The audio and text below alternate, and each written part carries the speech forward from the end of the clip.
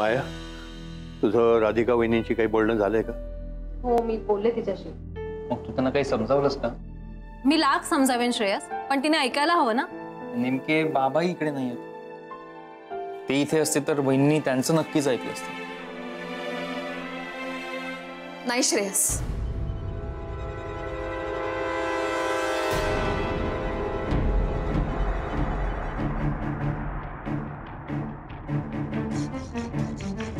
आता मी कोणाचंही ऐकणार नाही. हे पा, आतापर्यंत माझ्या प्रत्येक लढाईत तुम्ही सगळेजण माझ्या बरोबर होता, माझ्या पाठीशी खंबीरपणे उभे होता. गुरुनाथच्या बाबतीत तर होतातच होता. पण आता ही लढाई माझी आहे, माझी. मला एकटीला लढू द्या प्लीज.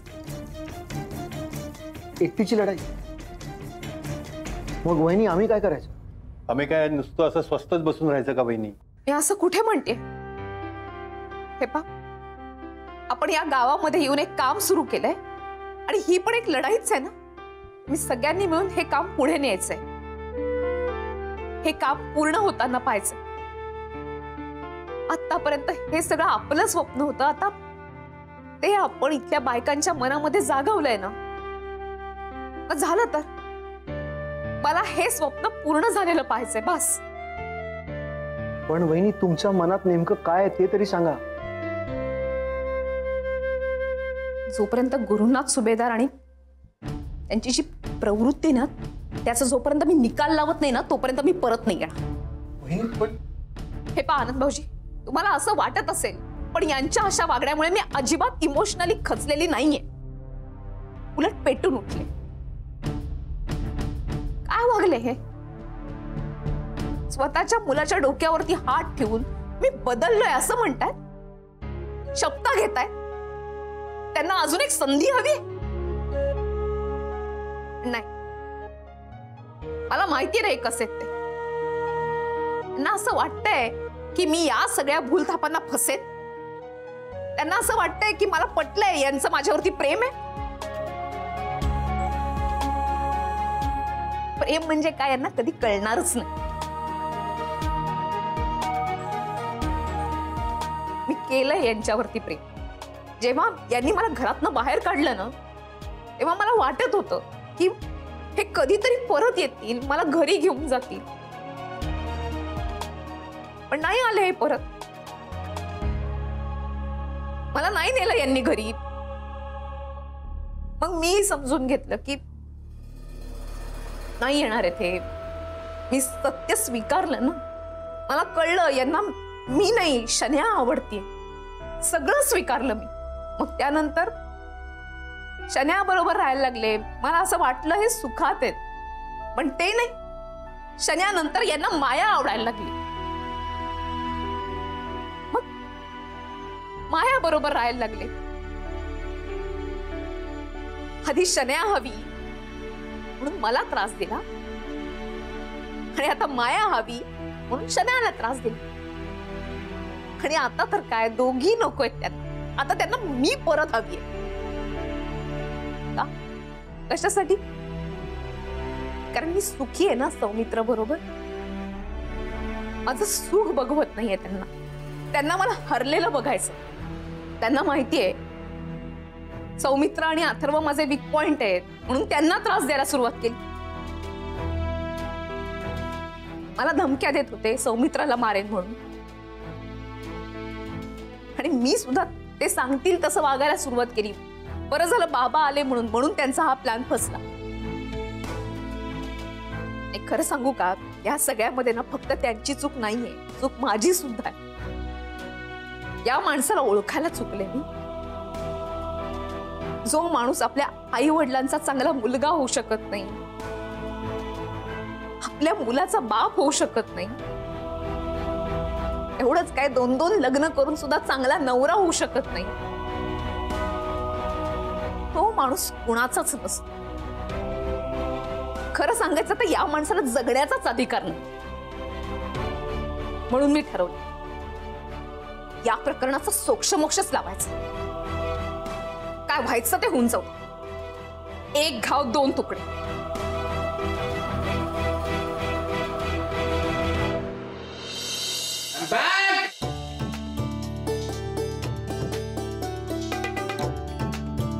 सौमित्र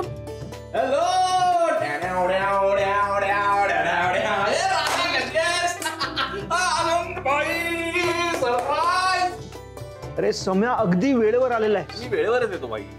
राधिकाला आता तूच समजावू शकतोस. तू आता आला नसतास ना तर मी तुला फोन करून बोलवलं असतं इकडे. एवढं काय झालंय? गुरु वेडेपणाचं नाटक करत होता आणि ते सगळ्यांना कळलं. इनफॅक्ट ही गोष्ट बाबांना सुद्धा समजली. मग बाबांनीच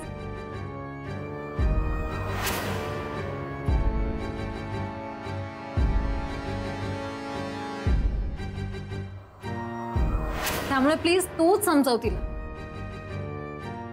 हे बघ राधा, हे बघ, ऐक. ऐक सौमित्र, ही लढाई माझी आहे, मला लढ. तू मला स्वीकारलंयस ना, खरंच खूप मोठी गोष्ट आहे. पण आता नको. आता मला जे काय करायचं ते करू दे प्लीज. तू जरा शांतपणे ऐकशील का? पण 2 मिनिटं दे मला. हे बघ, मी आत्ता काही एकटा आलो नाहीये.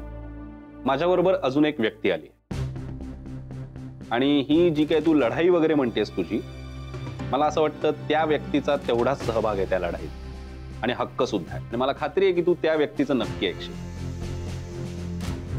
तू कोणाबद्दल बोलतोस?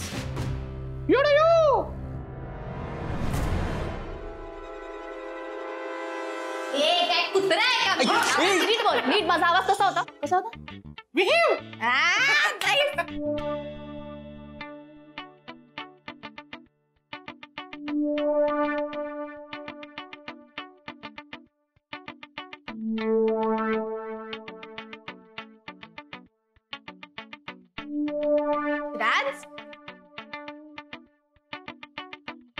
कशी आहेस तू? छान आहे. आणि काय चाललंय ग? मी बाहेर ना ऐकत होते. काय चालू आहे? माझी लढाई, माझी लढाई. मान्य आहे, सुरुवातीला तुझीच लढाई होती, पण नंतर आपल्या दोघींची पण होती ना. आपला शत्रू पडला होता तेव्हा, पण आता तो परत उभा राहिलाय. बट आता फक्त आपण दोघीच नाही होत, आता ही पण आली आहे ना आपल्यात. त्यामुळे आता आपल्या तिघींची लढाई आहे. Okay, and now will make sure की गुरुनाथ सुभेदार परत कधीच उभा राहणार नाही. Done.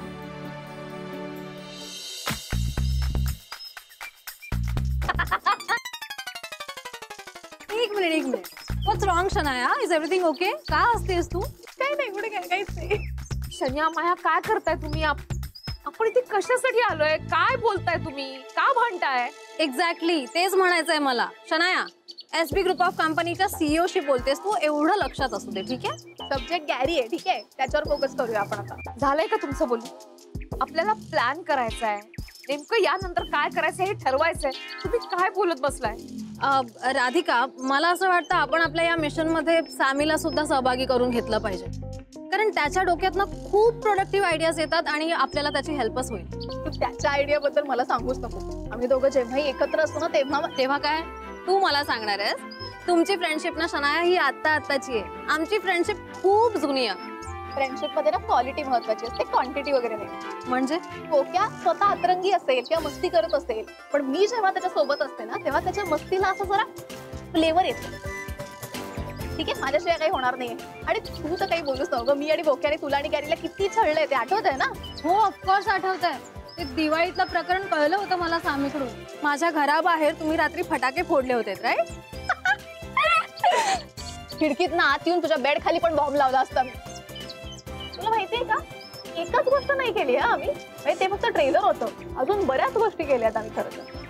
गॉड, माया, काय आठवतेस? काय काय चाललंय तुमचं? आपण कशासाठी जमलो इथे? राधिका, एक मिनिट. ती बघ ना, एक एक गोष्टी रिव्हील करत चाललीये. मला कळायलाच हवं माझ्या बाबतीत काय काय केलं तुम्ही. बरं ठीक आहे फाईन. ऐक मला सांग, तुला तुझी आणि गॅरीची डेट आठवते? हो गॉड शनाया, म्हणजे तू माझ्या ग्रँडमाने दिलेली रिंग तू तू तू फेकली होतीस ती? एक मिनिट. आता मी जे काही सांगते ना ते तुम्ही प्लीज ऐकून घ्या.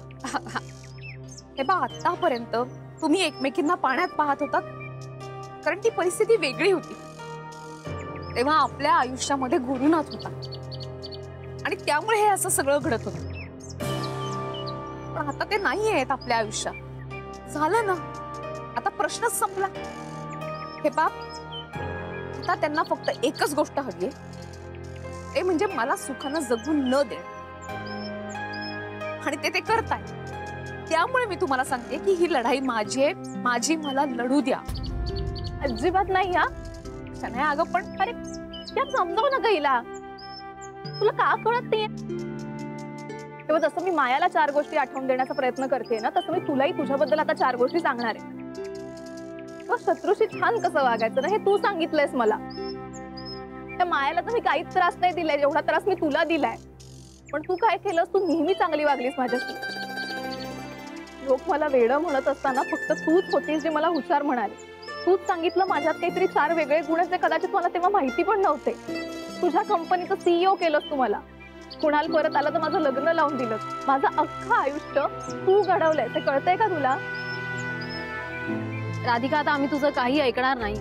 तू आता फक्त आणि फक्त तुझ्या कामावर लक्ष दे. गुरुचं काय करायचं ते आम्ही बघतो, ठीक आहे? हा म्हणजे माझी आयडिया रेडी आहे सगळी. पण ऐक ना, यावेळेस ना बोक्याला नको इन्व्हॉल्व करूया. का? नाही, मला असं वाटतंय की जे काय आपल्याला शेवटची वाट लावायची आहे ना गुरुनाथची, ते फक्त आपण मुलींनी मिळून करायचं. डन. म्हणजे त्याला कळलं तर पाहिजे ना फिमेल पॉवर काय असते ते. हो, पण आता करायचंय काय?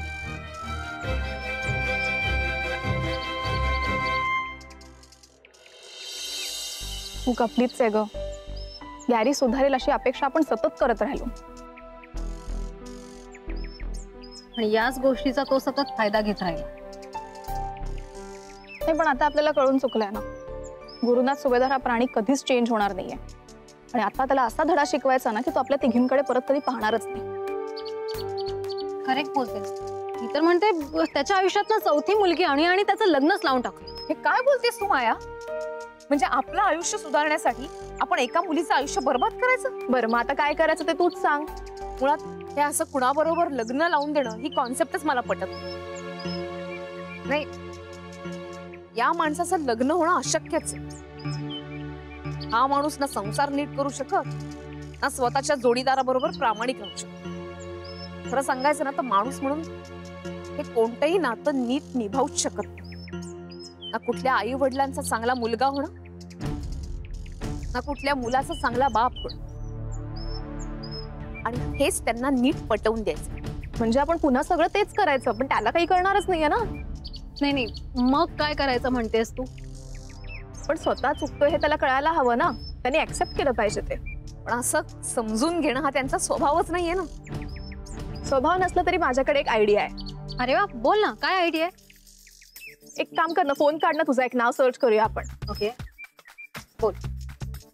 काय सर्च करायला सांगते? थांब सांगते तुला. इकडे काय झालंय? काय तू समजा यशाने आला. काय काय तिने काय केलं आता? काहीतरी प्लॅन करत राहते, मला खोटं बोलायला सांगते. आणि आता मला अजिबात कोणाशी खोटं बोलायचं नाहीये. जे काय बोलायचं ते मला स्पष्ट बोलायचं, मोकळं व्हायचं. आता 1 मिनिट जर शांत होशील का? तुमचं काय प्लॅन ठरलंय हेही मला माहित नाही. मी काय रिॲक्ट होणार एकदम? आता काहीही प्लॅन झालेला नाहीये, पण म्हणूनच मी तुला सांगते, मला त्या माणसाचं नावही घ्यायचं नाहीये. तो माणूस मला माझ्या समोर नकोय. ओके, ठीक आहे. जरा शांत होशील का? मला माहितीये तुझी जरा वेगळी चिडचिड चालली आहे, पण सॉरी राधा, म्हणजे एक विचारू का तुला? म्हणजे कधीपासून माझ्या ते डोक्यात फिरतंय, म्हणजे मगाशी जे काय ऐकलं मी तेव्हापासून माझ्या डोक्यात ते सतत विचार येत आहेत. आणि तुला माहितीये माझा स्वभाव, माझ्या डोक्यात जे येते ते बोलल्याशिवाय मला चैन नाही पडत. बोल ना. नाही, गुरु तुला असं म्हणत होता की त्याला सगळं आधीसारखं व्हायला हवंय. म्हणजे जर खरंच तसं घडलं तर गुरुला त्याची फॅमिली परत मिळेल. म्हणजे तुमच्या तिघांची फॅमिली परत एकत्र येईल. अथर्वला त्याचा बाबा मिळेल आणि कायम त्याच्या बरोबर असेल ना तो. तर ते अथर्वच्या आनंदासाठी म्हण किंवा अजून कशासाठी म्हण, तुला परत गुरुच्या आयुष्यात जायचंय का? काय बोलतोस तू? हे बघ, तू वेगळे अर्थ काढू नकोस प्लीज. मी फक्त अथर्वच्या आनंदाचा विचार करून तुला हे सगळं म्हणतोय. आणि मला तू आनंदी असायला हवीस बस. मी आनंदी असावं असं तुला वाटत असताना तू मला हा प्रश्न विचारतोयस? राधा, तसं नाही. मग अजूनही मी या प्रश्नाचं उत्तर देणं अपेक्षित आहे का? हो, कारण अथर्वच्या आनंदासाठी मी विचारतोय. तो सर्वात जास्त महत्वाचा आहे ना राधा. पण अथर्वलाही कळतं ना त्याची आई कोणाबरोबर जास्त आनंदात असू शकते. आणि हे बघ सौमित्र, मी आता तुला जे सांगते ना त्यामुळे तुलाही पटेल की तुझं अथर्वच्या आयुष्यात असणं किती गरजेचं. कोणत्याही मुलाची वाढ होत असताना त्याच्या आसपास एक चांगलं वातावरण असणं गरजेचं असतं ना. नात्यामध्ये एक मोकळेपणा हवा, तेव्हा त्या मुलाची वाढ अधिक चांगल्या पद्धतीने होऊ शकते. आणि म्हणून मला तू माझ्या बरोबर हवायस. मला माहितीये की तू त्याचा कागदोपत्री बाबा नाहीयेस, पण एक ना एक दिवस असा येईल तो तुला बाबा म्हणून स्वीकारेल. तो जेव्हा आपल्या दोघांना घरामध्ये वावरताना बघेल, एकमेकांची वागताना बघेल ना, तेव्हा त्याला कळेल की नवरा बायकोंचं नातं काय असतं ते. जेव्हा तो तुला आणि आनंद भाऊजींना बघेल तेव्हा त्याला कळेल मैत्री म्हणजे काय असते. तुला आणि शनायाला बघितल्यानंतर त्याला हे सुद्धा कळेल की स्त्री आणि पुरुष या दोघांमध्ये मैत्रीचं नातं असू शकतं. आणि त्याला हेही कळलं पाहिजे की प्रत्येक वेळेला नातं रक्ताचंच असलं पाहिजे असं नाही. मानलेलं नातं सुद्धा त्यापेक्षा कितीतरी चांगलं असू शकतं. तुझ्यात आणि जेनीमध्ये जे भावा बहिणीचं नातं आहे ना, त्यामुळे लक्षात येईल त्याच्या, हो की नाही. आणि हे सगळं गुरुनाथ सोबत कधीच घडणार नाही. यासाठी तू त्याच्या आयुष्यात असलंच पाहिजे. आणि बासम, आता हे असं परत कधीच बोलायचं नाही. असं बोललास तर याद राख, कारण माझ्या आयुष्यामध्ये तुझी जागा कोणीही घेऊ शकत नाही.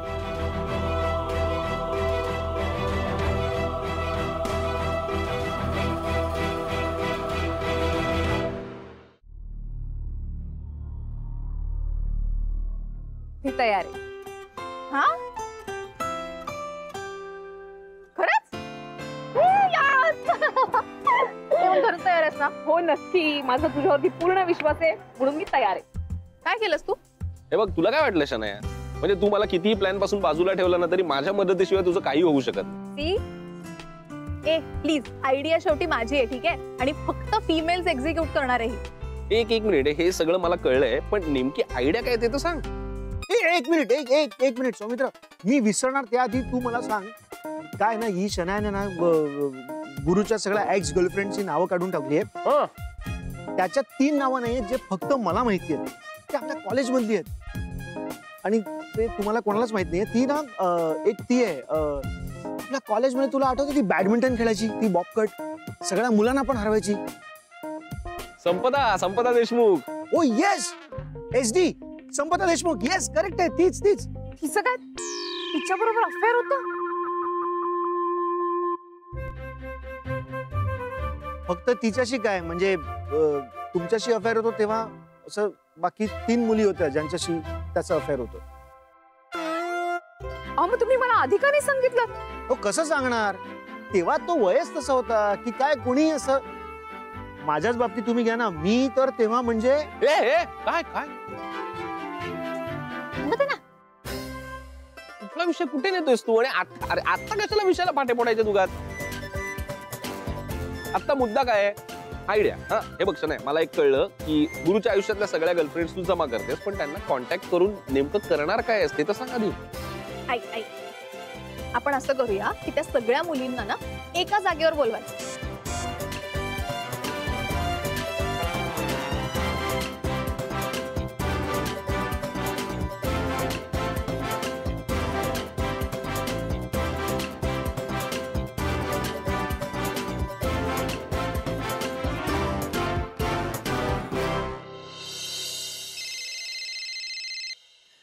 हॅलो साठे मॅम, बोला ना. कसं चाललंय? बरी आहेस ना? मी ठीक आहे, तुम्ही कशा आहात? कुठे आहेस? मुंबईत आहेस का गावालाच आहेस अजून? नाही, आता तरी गावातच आहे. इथे फॅक्टरीचं काम सुरू करायचं होतं ना. इनफॅक्ट मी तुम्हाला फोनच करणार होते. इथे एक फंक्शन करायचं आहे, त्या संदर्भात इन्व्हाइट करायचं होतं तुम्हाला. ओके, पण त्याच्या आधी मला तुझा एक सन्मान करायचा आहे. सन्मान? तुला माहितीये ना आमच्या कुटुंबाचं फाउंडेशन आहे, एक साठे फाउंडेशन. तर त्यांच्यातर्फे आम्ही ह्या वर्षीपासून स्त्री सन्मान पुरस्कार देण्याचं ठरवलंय आणि या वर्षीचा पहिला पुरस्कार तुला द्यावा अशी माझी इच्छा आहे. मॅम मला सॉरी, खूप ऐतळायला सांगते तुला, पण जमव नक्की प्लीज. हो मी येईन. ओके, मग भेटूया. Looking forward. तुमचे पुन्हा एकदा आभार. भेटूया. चल ठेवू. मॅम ठेवते फोन. हा. ओके.